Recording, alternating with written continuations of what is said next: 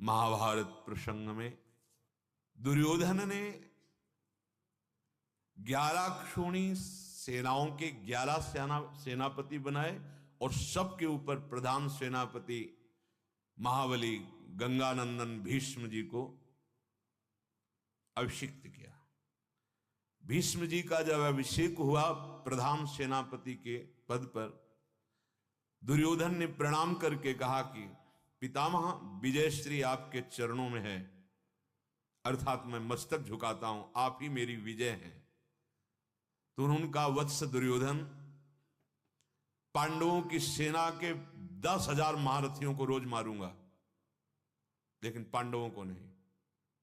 और अगर पांडव हाथ जोड़कर हमसे सलाह पूछेंगे तो विजय की सलाह उन्हीं को प्रदान करूंगा, क्योंकि मेरा जैसा वात्सल्य तुम्हारे ऊपर है वैसा पांडवों के ऊपर ही है। और एक बात खास, शिखंडी मेरे सामने ना आने पावे कभी, क्योंकि जब वो मेरे सामने आएगा तो मैं अपना धनुष बाण रख दूंगा। मेरे सामने वो आज भी अंबा ही है, वो स्त्री ही अंबा ही है। मैं स्त्री पर प्रहार नहीं करता, मुझे वो शिखंडी पुरुष रूप में नहीं दिखाई देता, मुझे अंबा दिखाई देता है। उन्होंने कहा, भगवान ऐसा क्यों? अरे कोई पूर्व में स्त्री रहा हो और इस जन्म में पुरुष बन गया हो तो फिर ऐसा, आपको तो पुरुष मानना ही चाहिए। तो उनका, मैं जानता हूं, उसके पूरे चरित्र को जानता हूं। जब मैं काशी नरेश के दरबार से, जहां स्वयंवर रचा गया था, बलात् सब राजाओं को परास्त करके इन 3 राजकुमारियों का बलपूर्वक, वहां ये शर्त रखी गई, अलग अलग स्वयंवरों की शर्त होती है, बलपूर्वक राजाओं को पराजित करके अपहरण करना। तो महाराज विचित्रवीर के लिए हस्तिनापुर सिंहासन में जो आरूढ़, उनके लिए उन 3 राजकुमारियों का बलपूर्वक मैंने अपहरण किया और समस्त राजाओं को परास्त किया। ये जो अंबा की इतनी बड़ी हानि हुई, उसका कारण प्रधान गलती अंबा की थी, जो आजकल बच्चे बच्चियां बिल्कुल नहीं जान रहे हैं।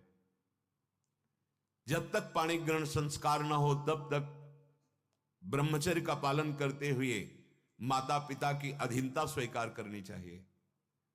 स्वतंत्र वृत्ति से किसी बच्चे बच्ची को यह नहीं है कि आज इससे बॉयफ्रेंड ब्रेकअप, फिर उससे बॉयफ्रेंड, नहीं, आपका जीवन बर्बाद हो जाएगा, आपका भविष्य, आपका चरित्र, आपकी श्री कीर्ति तेज सब नष्ट हो जाएगा। अब धर्म की बात सुनना नहीं चाहते, पढ़ना नहीं चाहते, चलना नहीं चाहते। गलती हो गई अंबा से, शाल्व से अपनापन कर बैठी और छुप छुप करके मिलती रही।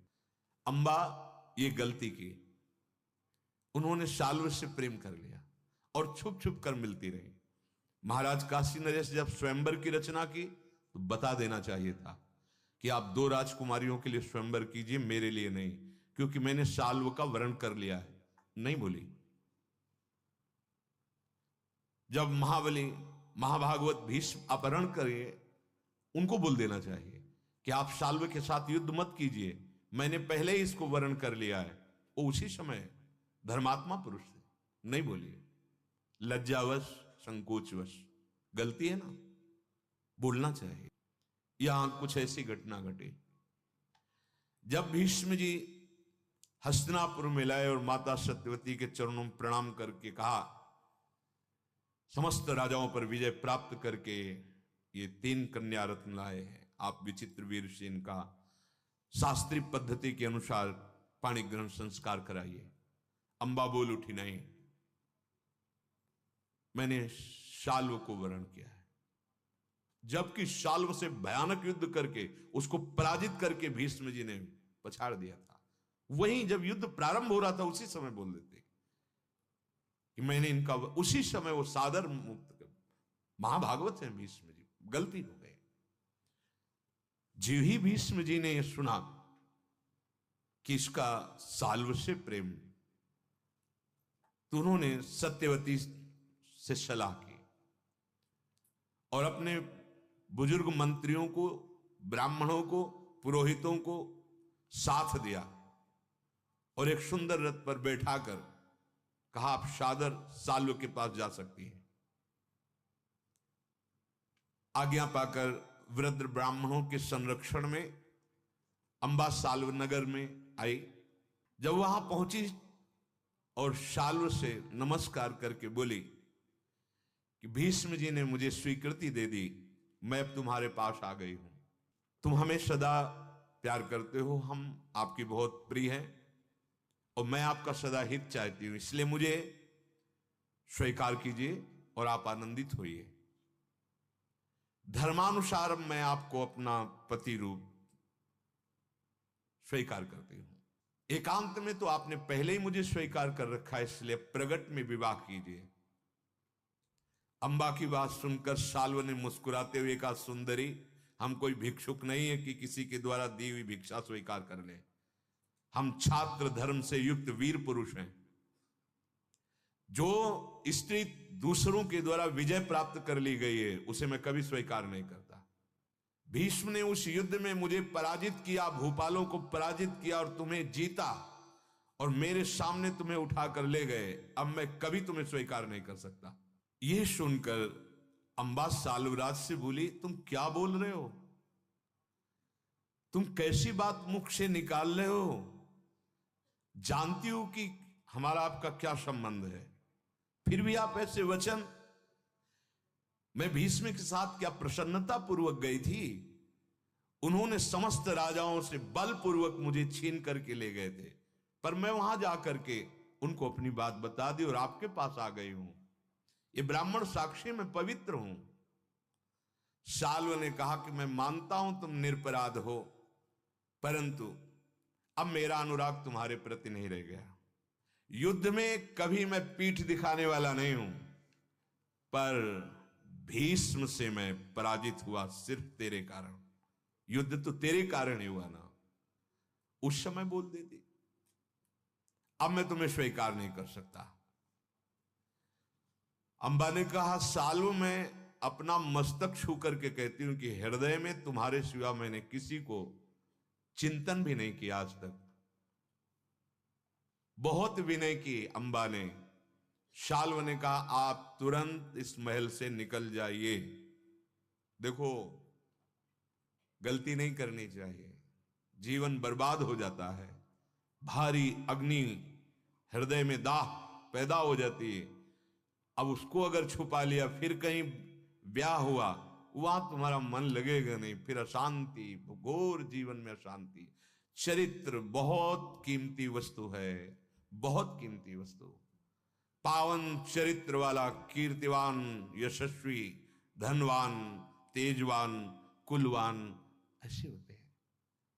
चरित्र को मत दूषित कीजिए। चरित्र एक बहुत बड़ी नींव है, उन्नति के लिए बहुत आवश्यक है, लौकिक और पारलौकिक उन्नति के लिए। अंबा रोती हुई महल से निकले। हुकुम, जैसा आदेश, क्योंकि वहां तो अगर नहीं निकलती तो फिर धक्का मार, सैनिक है।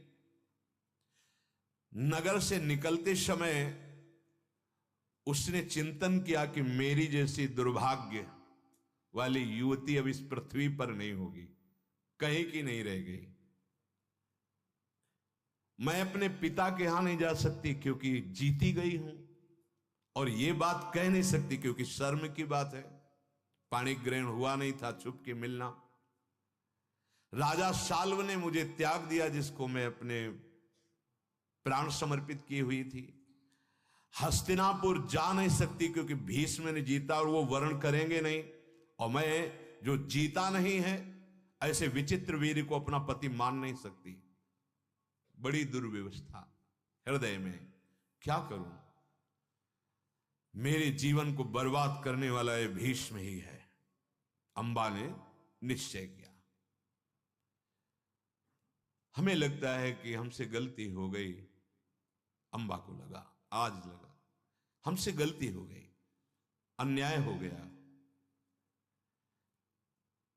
अतः मैं भारी तपस्या के द्वारा या किसी महाबली को अपने अधीन करके पहले भीष्म का वध करवाऊंगी, फिर आगे देखूंगी। पहला मेरा कर्तव्य होगा भीष्म का वध करना। परंतु पृथ्वी में तो कोई राजा ऐसा है नहीं जो भीष्म का वध कर सके। भीष्म को परास्त करने वाला कोई हमें मिलेगा तो जरूर संसार में। मैं खोजूंगी पूरा जीवन इस बात के लिए कि कोई भीष्म को मारने वाला मुझे मिल जाए। अब वो अपने अंदर के भाव को छुपाए हुए महर्षियों के आश्रमों में भ्रमण करने लगी। आश्रम में जाते तपस्वियों के बीच में सुरक्षित रह करके फिर उनसे अपने हृदय की जलन की बात कहती। अंबा के हृदय में जो जो जीवन में बीता उस सब ऋषियों से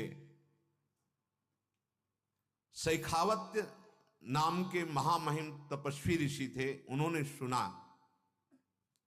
उन्होंने कहा तुम्हारी अवस्था और तुम्हारी दशा ये दोनों मुझे सहन नहीं होती। नौ किशोरी तुम्हारी अवस्था है और तुम्हारी ऐसी दुर्दशा, अब तुम किसी और मुनियों के आश्रम में मत जाओ, यही निवास करो, कोई उपाय खोजता हूं। संत महात्माओं का स्वभाव है ऐसा और उनका प्रभाव ऐसा होता था, कभी किसी को संशय नहीं होता था। छल कपट संशय नहीं। भूल न देह कुमारक पाऊं। जो संसार से भयभीत है तो जैसे बच्चा अपनी मां की गोद में, ऐसे संतों की शरण में आके निश्चिंत हो जाते थे। छल कपट पाखंड दम। अंबा अपने हृदय की अग्नि को दबाए हुए वहां महातपस्वी सैखावत मुनि के आश्रम पर रहने लगी। तुम क्या चाहती हो अंबा, मैं क्या कर सकता हूं तुम्हारे लिए? अंबा ने कहा भगवान, मैं आखिरी में तो सन्यास धर्म स्वीकार कर सकती हूं, पर अभी मेरे हृदय में या आप तो दुष्कर तपस्या का आदेश कीजिए या किसी ऐसे से मिला दीजिए एक बार जो मेरे हृदय की जलन मिटा सके, भीष्म का वध कर सके। पहला हमारा लक्ष्य, या तो तपस्या के द्वारा मैं वध करूंगी और या किसी को मिला दीजिए। मेरे जीवन को बर्बाद करने वाले भीष्म हैं। मैं अपने माता पिता स्वजनों के पास जा नहीं सकती, ऐसी लज्जा का कार्य। राजा शाल्व ने मुझे त्याग दिया है, अब मेरा जीवन केवल दुख ही दुख है, कहां भटकूं? हे महान तपस्वी, हे निष्पाप ऋषियों, मैं चाहती हूं कि अब या तो मुझे तपस्या का उपदेश करो या ऐसे महापुरुष का परिचय बताओ जो मेरे इस दुख का निवारण कर सके। ऋषियों ने कहा कि सन्यास मार्ग द्वेष पूर्वक नहीं लिया जाता, कि किसी से दुखी होकर द्वेष करके लड़ाई झगड़ा करके, ये ऐसा मार्ग नहीं है। वो निभ भी नहीं पाएगा। नारी मुई घर संपत्ति नासी, मूड मुड़ाए भय सन्यासी, ऐसा नहीं होता। सब सुख सुविधाएं हैं, लेकिन सच्चिदानंद भगवान की प्राप्ति के लिए या आत्मबोध के अनुभव के लिए वो अपने संपूर्ण सुखों का राग त्याग कर वैराग सन्यासी, ऐसा ऐसा है। जो किसी सुविधा के लिए ये भेष रखता है तो दुविधा में फंसा रहता है, दम्भ अपना राज्य कर लेता है, फिर बात नहीं बनती। जो भगवत प्राप्ति के लिए, हर दुख सहने के लिए, हर अपमान सहने के लिए, वो सन्यास धर्म का अधिकारी, वो वैराग्य मार्ग का अधिकारी। अंदर देख लेना चाहिए। सुविधा देख करके बाबा जी नहीं बनना चाहिए। नहीं, उदर पोषण शरीर वस्त्र ये सुविधा मिलेगी, पर काम क्रोध लोभ मोह मद मत्सर इनको मिटाने की तुम्हारे अंदर सामर्थ्य नहीं रहेगी। फिर क्या खोखला जीवन, न परमार्थ के रहे न व्यवहार के रहे। इसलिए अंबा, मेरी सलाह है कि तुम अपने पिता का आश्रय काशी नरेश का लीजिए, क्योंकि बिना आश्रय के तुम्हें इस तरह दुख पूर्वक भटकना नहीं चाहिए। जब ऋषियों ने ऐसा उपदेश किया, तब अंबा उसी आश्रम में बैठकर विचार कर रही कि क्या करूं, घर जा नहीं सकती, अब किससे कहूं? ऋषि जन कहते हैं अपने माता पिता के पास जाओ। उसी समय भगवत लीलायसी कि महान तेजस्वी राजर्षि होत्रवाहन जी वो पधारे जिनकी बेटी की बेटी है, अंबा है, ये मानो नाना इनके लगते थे, और वो राज त्याग करके भारी तपस्या में संलग्न थे। ऐसे ही शेखावत मुनि से मिलने के लिए वो वहां गए। उन महान तपस्वी राजर्षि ने जब देखा कि ये तो मेरे संबंध की, तो उन्होंने कहा तुम बेटी कैसे, पूरी कथा बताई तो कांप गए। अरे तुम्हारा जीवन तो नष्ट हो चुका, इस भारी दुख में तुम फंस गई। बेटा कैसे तुम्हारा दुख हो, मैं क्या कर सकता हूं तुम्हारे लिए। कहा बस मेरे हृदय की जलन शांत करने के लिए कोई महाबली पुरुष चाहिए। तो उनका है, मेरे परिचय में है, महान तपस्या परायण अद्वितीय विश्व विजय किए हुए जमदग्नि नंदन भगवान परशुराम। एक ही ऐसे हैं जो भीष्म को मार सकते, त्रिभुवन में दूसरा कोई नहीं। महादेव जी के शिष्य हैं, भगवान शंकर के, स्वयं शिव स्वरूप हैं और अमोघ बलशाली हैं। वो तुम्हारा दुख दूर कर सकते हैं। मैं तुम्हारा नाना हूं, तुम्हें उचित सलाह दे रहा हूं, तुम भगवान परशुराम जी का आश्रय लीजिए।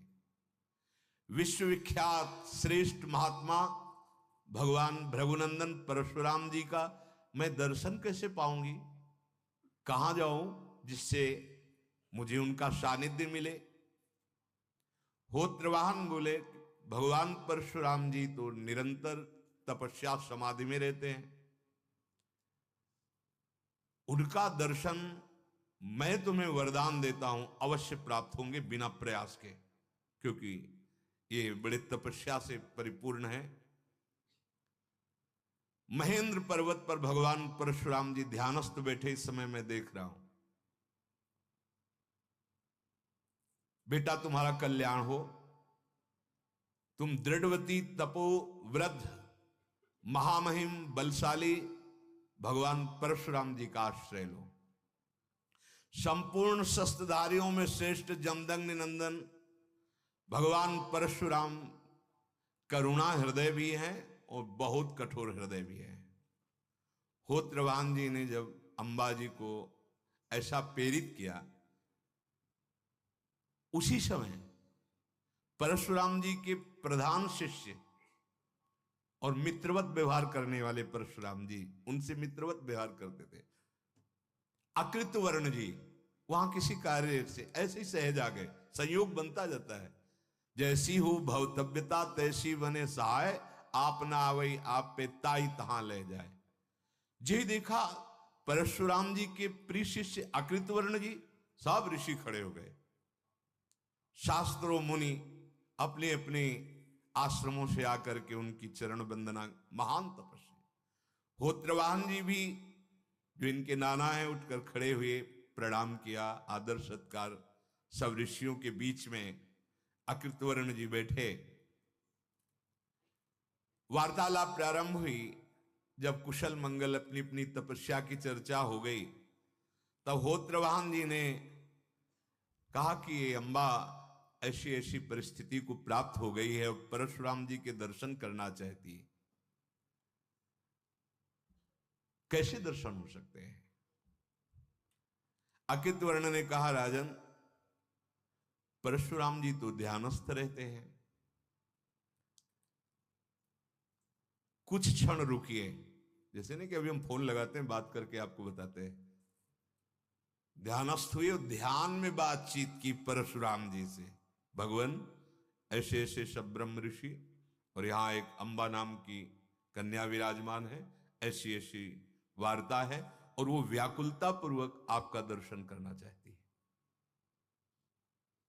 ध्यान से हटे और कहा मुझे पता चल गया है कल प्रातःकाल भगवान परशुराम जी दर्शन देने आ रहे हैं। बातचीत हो गई। ये पहले ऐसे बात होती थी, अब नंबर मिला करके बात होती है। आ रहे हैं वो, अंबा तुमसे मिलने आ रहे हैं वो। जा पर जेकर सत्य सने हो, सोते ही मिले न कछ संदेह। भगवान सब विधान बना देते हैं। अब तुम्हें कहीं नहीं जाना है, बस रात्रि व्यतीत करो, प्रातः काल भगवान परशुराम पधार रहे हैं। पर मैं जानना चाहता हूं तुम हमारे प्राणाराध्य भगवान परशुराम जी का दर्शन किस कामना से करना चाहती हो, किसकी पुत्री हो? होत्रवान बोले ये मेरी दौहित्री है, पुत्री की पुत्री है, काशीराज की परम प्रिय ज्येष्ठ पुत्री है, अपनी दो छोटी बहनों के साथ स्वयंवर में उपस्थित हुई थी। इसका नाम अंबा है। इसकी छोटी बहनें अंबिका अंबालिका नाम कहलाती हैं। काशीपुरी से इन्हीं कन्याओं के लिए भूमंडल का समस्त क्षत्रिय समुदाय एकत्र हुआ था। स्वयंवर का आयोजन हुआ। महातेजस्वी महापराक्रमी गंगानंदन भीष्म जी ने समस्त राजाओं को जीतकर इन तीनों कन्याओं का अपहरण किया। भीष्म का हृदय वात्सल्य से युक्त था, इन कन्याओं के प्रति कोई आकर्षण नहीं। परम शुद्ध हो तो ब्रह्मचर्य से युक्त है, आजीवन ब्रह्मचर्य। वो अपने भाई के लिए, हस्तिनापुर नरेश के लिए, जैसे अपने बच्चों को, ऐसे वो अपहरण करके ले गए। भीष्म ने सत्यवती के सामने कन्याएं सौंपी, विचित्र वीर का विवाह करने की आज्ञा दी। तब ये अंबा ने अपनी बात बता दी कि मैं शाल्व से, भीष्म जी ने मंत्रियों के साथ इसको शाल्व के पास भेजा। शाल्व ने अंबा के चरित्र पर संदेह करके उसे त्याग दिया। अब वो महान दुख से व्याकुल होकर के यहां आई हुई है। अकृत वर्ण ने पूछा, लज्जा छोड़ो और बोलो, हमारे गुरुदेव से तुम क्या चाहती हो? जो आप भगवान परशुराम जी से चाहते हो, पहले मुझे निवेदन कीजिए, मैं देखूं वो बात कहने योग्य है कि नहीं, या उसमें क्या संभालना है। अंबा ने कहा, मैं भीष्म का सर्वनाश चाहती हूं। अकृत वर्ण ने कहा, भीष्म का सर्वनाश की शाल्व का? क्योंकि शाल्व पहले तुम्हारे मित्र बने रहे, फिर तुम्हें ठुकरा दिए, तो तुम्हें बदला लेना चाहिए शाल्व से, भीष्म से क्यों? गंगानंदन भीष्म तो परम बुद्धिमान है, धर्मात्मा है, भगवान परशुराम जी के शिष्य हैं। ऐसा क्यों? महात्मा भार्गव अपने शिष्य का वध करें, ऐसा क्यों? अंबा बोली, भगवान ये भीष्म ही हमारे जीवन में महान संकट उपस्थित किए। यदि अपहरण न करते तो हमारा तो शाल्व से था ही, ब्याह हो जाता। शाल्व से अब हमारा कोई वैर नहीं रहा, वैर भीष्म से है, और मैं इस वैर को मिटा के रहूंगी। भद्रे, धर्मानुकूल बात महापुरुषों से करनी चाहिए। गंगानंदन भीष्म से परशुराम जी बात करेंगे, तुम्हारे लिए जो आज्ञा करेंगे, भीष्म शिष्य हैं वो मानेंगे, पर सीधे कि तुम भीष्म का वध कर दो, ऐसा मत कहो। भीष्म बड़े पुरुषार्थवान धर्मात्मा पुरुष हैं, ऐसे सीधे शब्द नहीं। हां, अंबा बोली, ब्रह्मन दूसरा कोई मेरे पास चाह नहीं। भीष्म को युद्ध में भगवान परशुराम जी ललकारें और मारे, बस मेरी ये इच्छा है। पूरी ऐसी रात चर्चा करती हुई भुवन भास्कर उदय होने को ही थे कि जैसे कैलाश पर्वत पधार रहा हो, गौर वर्ण, त्रिपुंड लगा हुआ, विशाल जटाओं का मुकुट धारण किए हुए, भयंकर फरसा हाथ में लिए हुए, प्रज्वलित तेजोमान अग्नि, ततो रामः प्रादुरासीत् प्रज्वलन्निव तेजसा शिष्यैः परिव्रतो राजन् जटाचीरधरो मुनिः धनुष्पाणिर्दीनात्मा खड्गं बिभ्रत् परस्वधी विरजाराज शार्दूलम संजयम शोभ्यानृपम। महान भयशाली रूप परशुराम जी का देखते ही सब ऋषि खड़े हो गए, मानो स्वयं कैलाश पर्वत चल के गौर वर्ण एकदम महान महान तपस्वी सब खड़े हो गए। अंबा भी हाथ जोड़कर मधुपर्क और जंगली फल फूलों से भगवान परशुराम जी का पूजन विधि पूर्वक वैदिक मंत्रों के साथ ऋषियों ने किया। परशुराम जी अकृतवर्ण को देखा, होत्रवाहन को देखा। देखने का मतलब कि मेरा चिंतन क्यों किया गया, क्यों बुलाया गया। होत्रवाहन ने भगवान परशुराम जी के चरणों में प्रणाम करके पूरी बात कह दी और कहा, ये अंबा चाहती है कि भीष्म जी का वध हो। भगवान परशुराम जी ने कहा, बेटा तुम्हारा दुख दूर हो, तुम हमारी शरण में आई हो, यह बात तो मुझे ठीक है। अंबा ने कहा, भगवान आप बड़े करुणामय हैं, महान बलशाली व्रतधारी है, मैं आपके शरण में हूं। मेरा शोक तभी हटेगा जब भीष्म का वध होगा। परशुराम जी ने कहा कि भीष्म के पास मैं तुम्हें ले चलूंगा, सुनते ही मेरी आज्ञा का पालन भीष्म करेंगे। गंगानंदन भीष्म मेरा शिष्य है, कभी आज्ञा का उल्लंघन नहीं कर सकता, और अगर आज्ञा का उल्लंघन करेगा तो हस्तिनापुर सहित संपूर्ण वीरों सहित भीष्म को वहीं काट दूंगा। और ऐसे हैं, ऐसे हैं।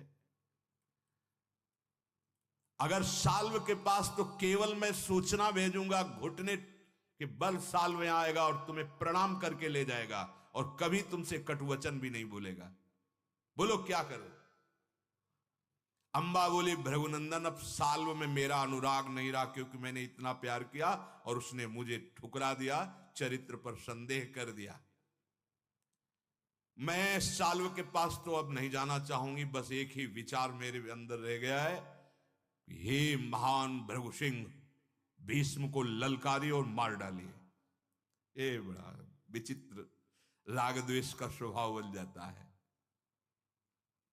अंबा के ऐसा कहने पर कि भीष्म को मार डालिए, भगवान परशुराम जी ने बार बार विचार किया कि भीष्म कैसे वध करें, वध करने योग्य। भाविनी, मैंने संकल्प ले रखा है, जब 21 बार क्षत्रियों का पूरे विश्व में संहार किया तो मेरे पितामह जन आकर मुझे संकल्प दिला गए कि बिना ब्राह्मणों की आज्ञा के अस्त्र नहीं उठाना। अंबा ने कहा, भगवान ये सब ब्राह्मण ही तो बैठे हैं, ये सब ब्रह्म ऋषि बैठे हैं, मैं सबके चरण छूंगी और आपको आज्ञा दिला दूंगी। आपको परशुराम जी ने कहा, काशी राजपुत्री तू पुनः सोच ले, तेरे लिए भीष्म बंदनी नहीं, समस्त जगत के लिए बंदनी है वो। तथापि मैं कहूंगा तो तेरे चरणों में वो मस्तक रख देगा, पर वध की बात नहीं।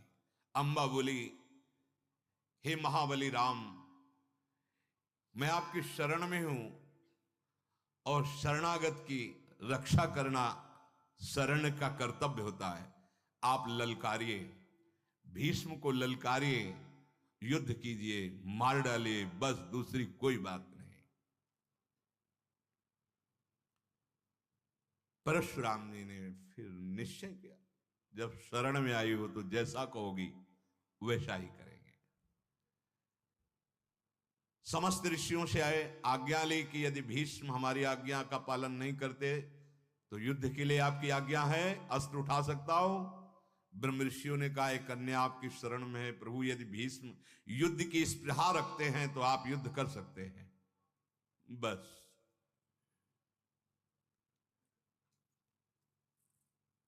भगवान परशुराम जी अपने शिष्यों से घिरे हुए ब्रह्म ऋषियों को साथ लेकर अंबा को आगे करके हस्तिनापुर के लिए चल दिए। महाव्रतधारी परशुराम जी ने एक शिष्य से हस्तिनापुर के बाहर ही रुककर संदेश भिजवाया, भीष्म तुरंत उपस्थित हो और मेरा प्रिय कार्य करें। अध्यात्म मार्ग अलग है, ये बात समझ लो। हारमोनियम सिखाता वो भी गुरु होता है, जो कोई शिक्षा देता है ये धनुर्विद्या के गुरु हैं। अध्यात्म बोध वाला अलग, सबसे अलग भाव है भगवत मार्ग। आदेश हुआ महाबली भगवान परशुराम जी का। यही मैंने सुना राज्य की सीमा पर आए, वेग पूर्वक दौड़ते हुए, क्योंकि अस्त्र विद्या के गुरु है। एक गौ को आगे करके ब्राह्मणों से घिरे हुए पुरोहितों के साथ भगवान परशुराम जी के चरणों में जाकर साष्टांग प्रणाम किया, पूजा की। परशुराम जी ने कहा, भीष्म, तुमने किस विचार से, जब तुम पत्नी की कामना नहीं रखते हो, अखंड ब्रह्मचारी हो, तो तुमने अपहरण क्यों किया राजकुमारियों का? इन कन्याओं का अपहरण क्यों किया? और फिर अपने घर में न रखकर इसे निकाल क्यों दिया अंबा को? ये धर्म भ्रष्ट हुई, इस तरह से भटकती घूम रही है, कौन अब ग्रहण करेगा इसको? तुम हर कर लाए हो, तुम्हें स्वीकार करना चाहिए। साल्व ने इनकार कर दिया है। इस राजकुमारी के धर्म का पालन होना चाहिए, ये हमारी शरण में आई है। अब इसका कोई नहीं तुम्हारे सिवा, तुम्हें स्वीकार करना होगा। भीष्म जी ने कहा, भगवान, जो ही इसको लाया इसने बता दिया कि साल्व पर अनुराग है। जब दूसरे पुरुष पर अनुराग है तो मैं विचित्र वीर के साथ इसका ब्याह कैसे कर सकता था? और इसने भी स्वीकार नहीं किया, फिर मेरा क्या इसमें दोष है? और रही मेरी बात तो आप जानते हो, भीष्म प्रतिज्ञा कभी टलती नहीं है। मैंने प्रतिज्ञा की आजीवन अखंड ब्रह्मचर्य की, कभी स्वीकार नहीं कर सकता। भगवान परशुराम जी के नेत्र तो लाल हो गए, तो क्रोधावेश में सब ऋषि बार बार सांत्वना दे रहे, प्रभु अभी अभी तो शांत रहिए। भगवान परशुराम जी क्षण में जैसे अग्नि ज्वाला प्रकट हो गई हो। फिर मैंने चरण पकड़े परशुराम जी के, फिर प्रणाम किया। भगवान, आपको क्रोध नहीं होना चाहिए, आप हमें दोष बताइए, आप हम पर क्यों क्रोध करेंगे? बाल्यावस्था के आप हमारे गुरु हैं, 4 प्रकार की धनुर्वेद शिक्षा दी है। भार्गव, मैं आपका शिष्य हूं, आप इस तरह क्रोध नहीं कर सकते हम पे, कारण बताइए, हमारा अपराध क्या है? परशुराम जी ने क्रोध से लाल लाल आंखें करके कहा, भीष्म, तुम मुझे अपना गुरु मानते हो, परंतु मेरी आज्ञा का पालन नहीं कर। इस कन्या को स्वीकार करो, मेरी आज्ञा है, इसको ग्रहण करो और अपने कुल की रक्षा करो। मेरी आज्ञा से तुम्हें कोई पाप नहीं लगेगा। परशुराम जी ने कहा, मेरी आज्ञा स्पष्ट और इसका तत्क्षण पालन किया जाए। भीष्म ने कहा, ब्रह्मर्षे, अब गुरुदेव ने कहा, ब्रह्मर्षे, आपको दोबारा ऐसे शब्द भी नहीं बोलने चाहिए, क्योंकि आप धर्म की सूक्ष्म गति को जानते हैं। व्यर्थ का परिश्रम मत कीजिए, भीष्म की प्रतिज्ञा को कोई टलवा सके ऐसा है हो ही नहीं सकता। आप मेरे पहले के धनुर्वेद के गुरु हैं, मैं आपको फिर चरण पकड़ के प्रसन्न करने की चेष्टा करता हूं, किसी भी तरह से आपकी इस आज्ञा का पालन नहीं करूंगा। महाव्रतधारी भगवान परशुराम ना आपसे, ना इंद्र से, ना काल से भयभीत होकर मैं धर्म का त्याग कर दूं, ऐसा मैं भीष्म नहीं हूं। इतनी बड़ी सामर्थ्य भगवान परशुराम जी के सामने बोलने की। अब आप इस आज्ञा के सिवा जो इच्छा करते हैं वो आदेश कीजिए, मैं आपका पालन करूंगा। सात्वम गुरु रीति प्रेमणा मया सम्मानितो भृशम गुरुवृत्तिम न जानी से तस्माद योच्यामि वै त्वया। आप मेरे गुरु हैं, ये समझकर मैं बार बार आपके चरण पकड़ रहा हूं और आपका सम्मान कर रहा हूं, मनाने की कोशिश कर रहा हूं, लेकिन आप गुरु धर्म से विचलित हो चुके हैं। आप हमारा अपराध बताइए। अगर नहीं बताते हैं और आप बार बार ललकारते हैं हमको, तो हमारा छात्र धर्म, क्षत्रिय धर्म कहता है कि मैं ललकार करके आपको मारूंगा। भीष्म जी ने कहा, मैं बार बार आपसे कह रहा हूं, आप मेरे धनुर्वेद के गुरु हैं, ब्रह्म ऋषि हैं, तपस्या में बढ़े चढ़े हैं, और मैं ऐसे किसी महापुरुष के सामने हाथ नहीं उठाना चाहता। इसलिए मैं आपके इस कठोर बर्ताव को सह रहा हूं। आप बार बार वो हमारे व्रत भंग करने की बात बोल रहे, मैं सहन कर रहा हूं। पर आप इस समय ब्रह्म ऋषि बनकर यहां नहीं आए हैं। आपके हाथ में धनुष है, पीठ में तुड़ीर है, हाथ में फरसा है, नेत्रों में क्रोध है, वचन में वज्र है। इसलिए आपको मार डालने पर हमें ब्रह्म हत्या का पाप नहीं लगेगा। मैं इस समय छात्र धर्म से बोल रहा हूं। भीष्म जी बड़े धर्मात्मा। अंबा को ग्रहण नहीं करूंगा, स्पष्ट। अब इसके आगे जो न्यायोचित धर्म हो आप आज्ञा कीजिए, मैं उसका पालन करूंगा। परशुराम जी ने कहा, फिर समरांगण में हमारा तुम्हारा द्वंद्व युद्ध। तुम कहा, भगवान आप जानते हैं अपने बाहुबल को और मेरे भी बाहुबल को। मैं ऐसा अलौकिक पराक्रम दिखाऊंगा कि आज 21 बार क्षत्रियों का विनाश करने वाला ऐसे क्षत्रिय को देखा ही नहीं होगा। भीष्म जी ने कहा, मैं आपके चरणों में झुककर प्रणाम करके कहता हूं, कुरुक्षेत्र में मैं आपको ललकार करके मार डालूंगा। भीष्म जी, हे परशुराम, यदि मैं सैकड़ों पवित्र बाणों से आपको जर्जरित न कर दूं तो गंगा नंदन भीष्म नहीं कहलाऊंगा। तपोधन फिर हाथ जोड़ के कहता हूं, लौट जाइए। ये है छात्र धर्म। परशुराम जी क्रोधावेश में मुस्कुराए। लौटना परशुराम को, तो फिर कुरुक्षेत्र में पधारिए, हस्तिनापुर की सीमा से बाहर चलिए, जहां अपने अपने पितामहों को 21 बार दुरंत स्वभाव वाले क्षत्रियों का नाश करके रक्त की जो जलांजलि जैसे दी जाती है, ऐसे रक्तांजलि दी है, मैं वहीं तुम्हें मार करके तुम्हारी आत्मा को शुद्ध करूंगा। भीष्म जी ने कहा, परशुराम आप भारी सभाओं में अपने मुख से प्रशंसा करते हैं, मैंने अकेले संसार के क्षत्रियों को काट काट करके विजय प्राप्त की। तो उत्तर सुन लीजिए, उस समय भीष्म नहीं पैदा हुआ था।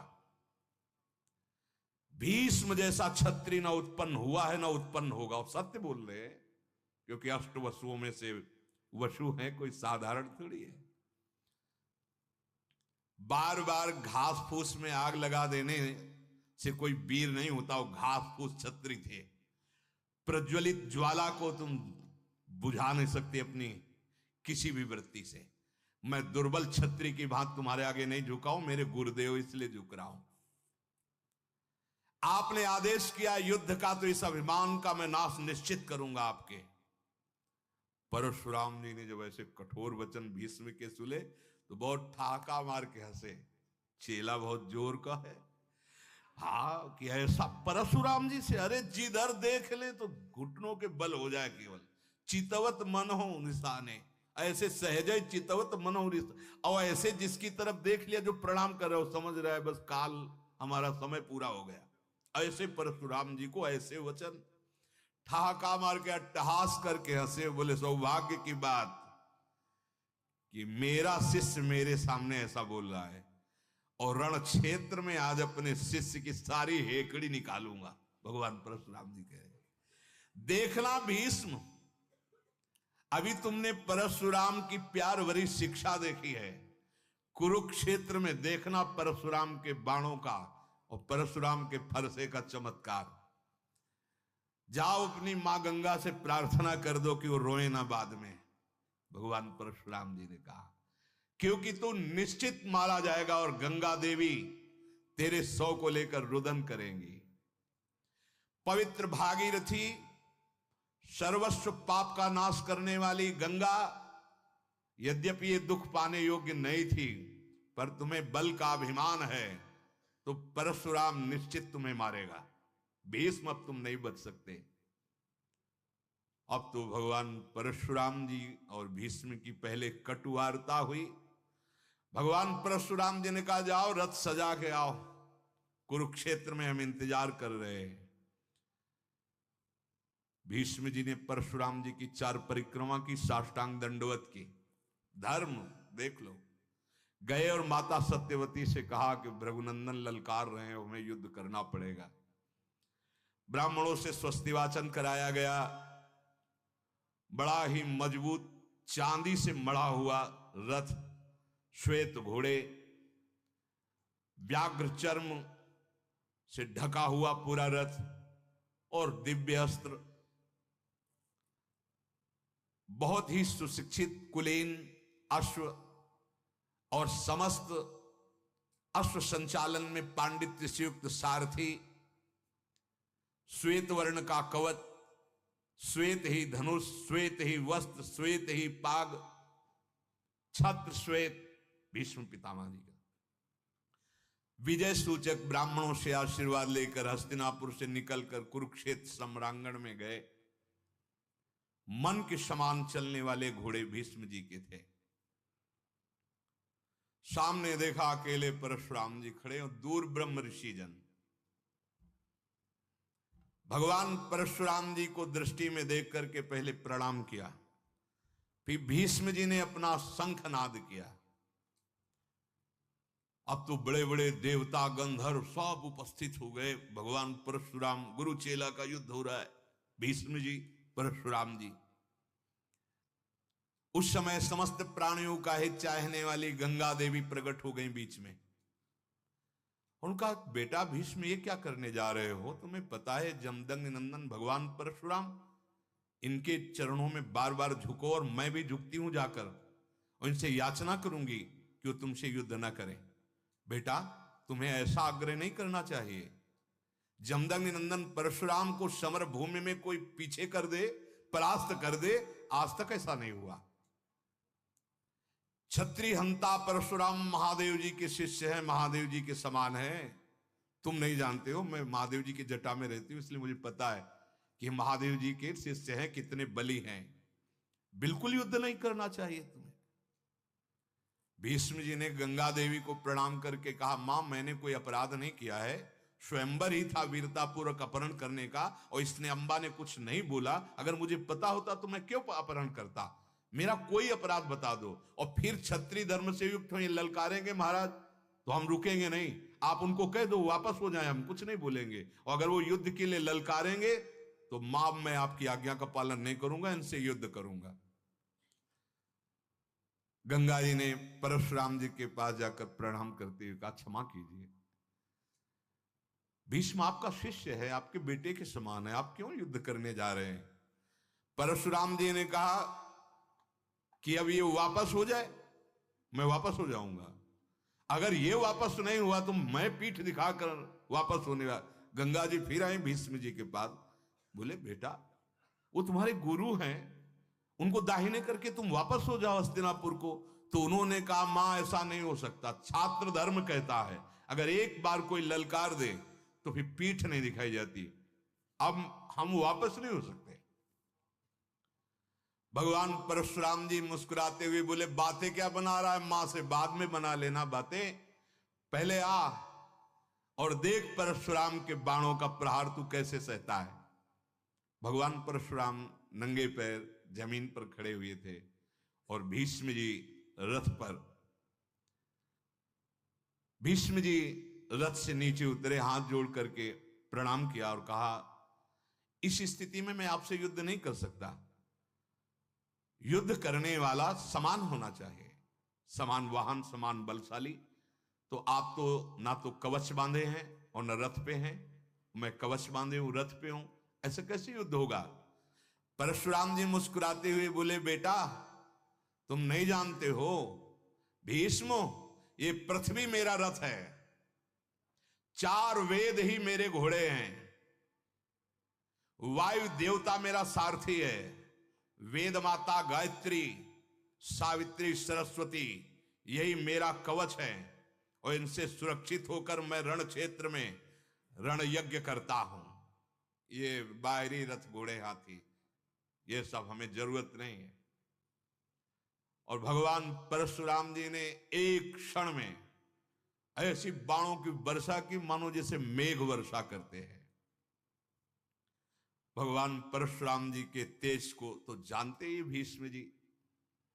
भगवान परशुराम जी के समीप गए, उतरकर 4 परिक्रमा की, साष्टांग दंडवत की। जे ही दंडवत करके उठे, देखा तो उनसे बड़ा रथ और स्वर्ण से मढ़ा हुआ, ऐसा लग रहा था योजनों मानो कोई नगर हो। देखा कि गुरुदेव तो अभी जमीन पे खड़े थे, अब तो दिव्य रथ पे। तब उनका अभी अभी मैंने मानसिक संकल्प से इस रथ को प्रकट किया है। भगवान परशुराम जी ने भीष्म जी से कहा, सारथी के रूप में उनके प्रिय शिष्य अकृतवर्ण जी वो बैठ गए। भगवान परशुराम जी ने कहा, आओ आओ भीष्म, अब युद्ध कर लो। फिर सामने भीष्म जी गए, 3 बाणों से प्रहार किया, 2 चरणों में और 1 कान के पास से। मानो प्रणाम किया और कान के पास से जाके अनुमति ली कि युद्ध की अनुमति मांगता हूं, ये धर्म है। फिर उतरे, फिर चरणों में जाकर प्रणाम किया और घुटने टेक कर बैठ कर कहा, गुरुदेव, अपने से अधिक शक्तिशाली योद्धा के साथ मेरा युद्ध हो रहा है, आप मुझे विजय श्री का आशीर्वाद दीजिए। भगवान परशुराम जी ने कहा, ऐसा कैसे हो सकता है, ऐसा कैसे हो सकता है, तू मेरे से युद्ध कर रहा है और मेरे से विजय श्री का आशीर्वाद मांग रहा है। नहीं नहीं नहीं, मैं तुझे विजय श्री का आशीर्वाद तो नहीं दे सकता। हां, तू भयभीत मत होना, धर्म पूर्वक बलपूर्वक मेरे साथ युद्ध करना। अगर बलपूर्वक तू युद्ध नहीं करेगा तो रण क्षेत्र में मैं तुम्हें शाप दे दूंगा। जितनी शिक्षा दी है उठा मत रखना, मेरे साथ बलपूर्वक युद्ध कर। विजय श्री का तो आशीर्वाद नहीं दे सकता, क्योंकि मैं ही तुम्हारा द्वंद्वात्मक योद्धा हूं। विजय सूचक आशीर्वाद कदापि नहीं दे सकता, क्योंकि उससे मैं ही पराजित हो जाऊंगा। धर्म पूर्वक युद्ध करो। पर मैं बहुत प्रसन्न हुआ तुम्हारे से, तुमने कभी धर्म का उल्लंघन नहीं किया, आज भी तुम धर्म का ही पालन कर रहे हो। जाओ, महाबल से युक्त होकर के हमसे युद्ध करो, मैं बहुत प्रसन्न हूं तुमसे। सुवर्ण जटित शंख को भगवान परशुराम जी ने बजाया। अब एक दूसरे के जीतने की इच्छा से युद्ध प्रारंभ हो गया। भगवान परशुराम जी ने 960 बाण भीष्म पर प्रहार किए एक साथ। अरे, अस्त्र विद्या के अद्वितीय द्रोणाचार्य जी भी तो शिष्य भगवान परशुराम जी के, कर्ण भी भगवान परशुराम जी के। चारों घोड़ों को, सारथी को कवच छिन्न भिन्न कर दिया भगवान परशुराम जी ने। ब्राह्मणों को नमस्कार करके फिर गुरु चरणों में नमस्कार। भीष्म जी बार बार नमस्कार इसीलिए कर रहे हैं कि गुरुदेव से लड़ना पड़ रहा है। गुरुदेव, आप मर्यादा छोड़ दिए हैं, पहला प्रहार मैंने अब आपका सह लिया, भृगुनंदन सावधान हो जाइए। अब तो मेरी धनुष की शक्ति और भुजाओं के बल का और अपनी शिक्षा का आप दर्शन कीजिए। भीष्म जी बड़े दिव्यास्त्रों से संपन्न भीष्म जी हैं। एक भल्ल नामक बाण प्रहार किया और भगवान परशुराम जी के धनुष को काट दिया। धनुष हाथ से छूटकर पृथ्वी पर गिर गया, कट के। परशुराम जी के रथ को ऐसे बाणों से बींध दिया मानो श्रृंगारित किया गया हो। पूरे रथ को, जो दिव्य रथ है, संकल्प से प्रकट हुआ है। और जैसे उड़ते हुए सर्प किसी गुफा में प्रवेश करें, ऐसे भगवान परशुराम जी के शरीर में बाणों को धसा दिया। गौरवर्ण त्रिपुंड लगा हुआ, रक्त संचार ऐसे हो रहा है मानो गोरे पहाड़ से गेरू की धारा बह रही। भगवान परशुराम जी को आप तो सब बाण निकाल करके भगवान परशुराम जी क्रोधावेश में हुए और दिव्यास्त्रों का संधान, आग्नेयास्त्र का संधान किया तो वरुणास्त्र का संधान कर दिया, वायुवास्त्र का संधान किया तो भीष्म जी ने पर्वतास्त्र का। और रोज युद्ध होता, शाम के प्रणाम करके पूरी व्यवस्था भीष्म जी करते परशुराम जी की। सुबह फिर प्रणाम करके 4 परिक्रमा करके प्रणाम करते और युद्ध करते। कई दिनों तक ऐसा युद्ध होता रहा। भगवान परशुराम जी और भीष्म जी का 23 दिन व्यतीत हो गए। प्रतिदिन संध्या के समय युद्ध बंद हो जाता, प्रणाम चरण दाबते जाके भीष्म जी, कभी धर्म विरुद्ध नहीं हुआ। और प्रातः काल ललकार कर भयंकर संग्राम छिड़ 23 दिन व्यतीत हो गए। अब भीष्म जी रात में एकांत में सोच रहे हैं कि जितने दिव्यास्त्र हैं वो सब तो हो गए, अब 24वां दिन लगेगा। अब क्या 23 दिन से तो बराबर भयानक। भगवान परशुराम जी तो गुरु है ना, हर विद्या हर शस्त्र। चिंतित होकर के ब्रह्म ऋषियों का चिंतन करते हुए थकित होकर के एक नींद सी लगी। युद्ध में भगवान परशुराम जी ने एक ऐसा बाण मारा था जो भीष्म जी की छाती में गया, पर भूमि पर गिरने नहीं दिया। 8 ब्राह्मण आकर ऐसे उठा लिए। वो 8 वसु वही स्वप्न में आए, और उनका एक बाण ऐसा है जिसका परिचय भी नहीं है परशुराम जी को। त्रिभुवन में किसी को परिचय नहीं, केवल हम 8 वसुओं के पास ही इसके संधान करने की सामर्थ्य होती है। और तुम 8 वसुओं में से एक वसु हो, कोई तो साधारण मनुष्य नहीं हो, तुम्हें चिंता नहीं करना। प्रश्वापनास्त्र, इसका परिचय किसी भी धनुर्धारी को नहीं है, और ये तुम्हारा स्वयं का अस्त्र है। तुम स्मरण करो, उस स्वप्न में आके बताया, तुम 8 वसुओं में से एक वसु जो स्मरण करोगे ये तुम्हारे हाथ पर आ जाएगा, और जमदग्नि नंदन भगवान परशुराम इसकी चोट नहीं सह पाएंगे। बहुत काल के लिए वो मूर्छित होकर सो जाएंगे, पर मरेंगे नहीं, क्योंकि किसी भी अस्त्र शस्त्र की सामर्थ्य नहीं कि भगवान परशुराम जी को मार सके, पर बहुत काल तक के लिए मूर्छित रहेंगे, इसलिए तुम्हारी विजय हो जाएगी। अब तुम भगवान परशुराम जी को केवल एक इसी प्रश्वापन अस्त्र के द्वारा ही विजय प्राप्त कर सकते हो। आंख खुली तो देखा कि स्वप्न में तो हमने ऐसा ऐसा देखा। मन में विचार आया कि इसका प्रयोग, इसकी विधि मुझे पता नहीं, तो जो ही स्मरण किया हाथ में आ गया अस्त्र। जो हाथ में अस्त्र आया तो प्रयोग करने की विधि आ गई, क्योंकि वो 8 वसुओं में से एक है। अब तो उस अस्त्र को का अंतर ध्यान हो जाओ, जब आवश्यकता होगी हम बुलाएंगे। प्रातःकाल पुनः भगवान परशुराम जी के सामने गए, 4 परिक्रमा की, प्रणाम किया, युद्ध प्रारंभ हुआ। भगवान परशुराम जी ने ब्रह्मास्त्र का संधान कर दिया भीष्म के ऊपर, और इस अस्त्र का केवल ब्रह्मास्त्र ही काट है, दूसरा कोई काट नहीं है। जो ही देखा कि गुरुदेव ने ब्रह्मास्त्र, तो तत्काल भीष्म जी ने ब्रह्मास्त्र, दोनों ब्रह्मास्त्र आकाश में टकराकर भारी अग्निज्वाला करते हुए शांत हुए। अब भीष्म जी ने अवसर समझा कि जो अस्त्र प्रश्वापन अस्त्र है, जे ही स्मरण किया तो हाथ में आ गया। हाथ में आया और धनुष पर चढ़ाने ही जा रहे थे, सब देवता ऋषि मुनि सब आ गए, भागीरथी गंगा जी सब आ गए। नहीं नहीं नहीं नहीं, कोई भी देवता असुर राक्षस ऐसा नहीं है जो इसके वार को सह सके। हो आप भगवान परशुराम जी के ऊपर इसका वार मत कीजिए, ये भारी अपमान हो जाएगा भगवान परशुराम जी का, और ये तुम्हारे लिए उचित नहीं, क्योंकि बहुत काल तक के लिए मूर्छित हो जाएंगे। नहीं, प्रश्वापन अस्त्र का प्रयोग भीष्म मत करो। गंगा जी समस्त, फिर देखा कि वही 8 वसु जो स्वप्न में आए थे वही आकाश स्थित है, उन्होंने भी इशारा किया नहीं नहीं, और वही प्रेरणा दे के गए थे, अब इसका प्रयोग मत करो। नारद जी तत्काल आ गए, और उनका जानते हो बड़ा विनाशकारी दृश्य उपस्थित हो जाएगा अगर इसे चढ़ा लिया। नहीं, इस अस्त्र का प्रयोग मत करो। परशुराम जी महान तपस्वी, भगवत स्वरूप, ब्राह्मण भक्त, ब्रह्मवेत्ता, परम ब्रह्मचारी और तुम्हारे गुरु हैं, ऐसा अपमान ठीक नहीं रहेगा। भगवान परशुराम जी देख रहे हैं, भीष्म जी संधान करने की मुद्रा में हैं। वसुओं ने इशारा किया, नहीं, नारद जी जैसा कह रहे हैं वैसी अब बात मान लो।